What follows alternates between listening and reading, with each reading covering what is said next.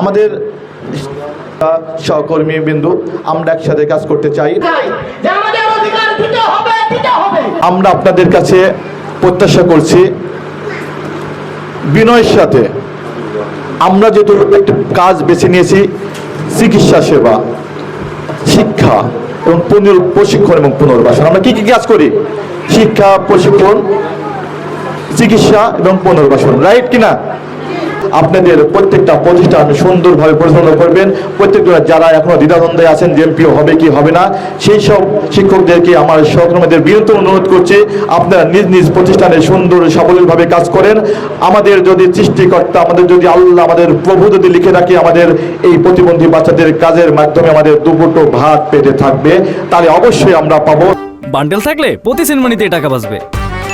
বিকাশ send money bundle কিনে জিতুন প্রতি লেনদেনে। এমপিও দেওয়ার জন্য অনেক শর্ত রয়েছে, আমাদের শর্তগুলি পূরণ করতে হবে।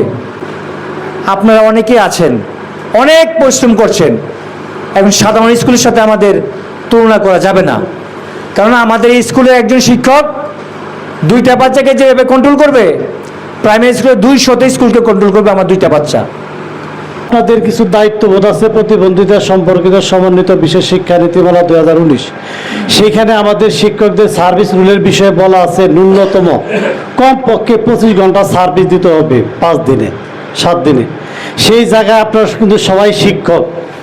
আমি বলতেছি, খুব সংক্ষেপে বোঝার চেষ্টা করবেন যে আমাদের 9টায় আগমন, সর্বনিম্ন 2টা পর্যন্ত মাস্ট টিচারদের থাকতে হবে। গততে যে ইবতেদায়ী মাদ্রাসা বা সরকারি যে প্রাইমারি স্কুলগুলো হয়েছে, সেগুলো কিন্তু লং টাইম তারা সার্ভিস দেওয়ার পরে হয়ে গেছে। আর এটা জানেনই যে আমরা কিন্তু এই আমাদের যে স্কুলগুলো যে শিক্ষিত হয়েছে, এটা লং টাইমে হয়ে আছে।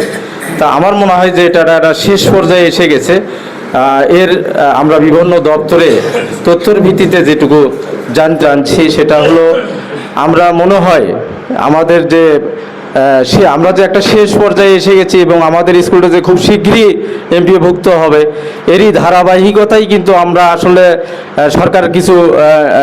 সরকারের কিছু সিদ্ধান্তের ভিত্তিতেই কিন্তু আসলে ভালো স্কুলগুলোকে এমপিও দেবে, তারই ধারাবাহিকতায় আমরা এই সফরের আয়োজন করেছি।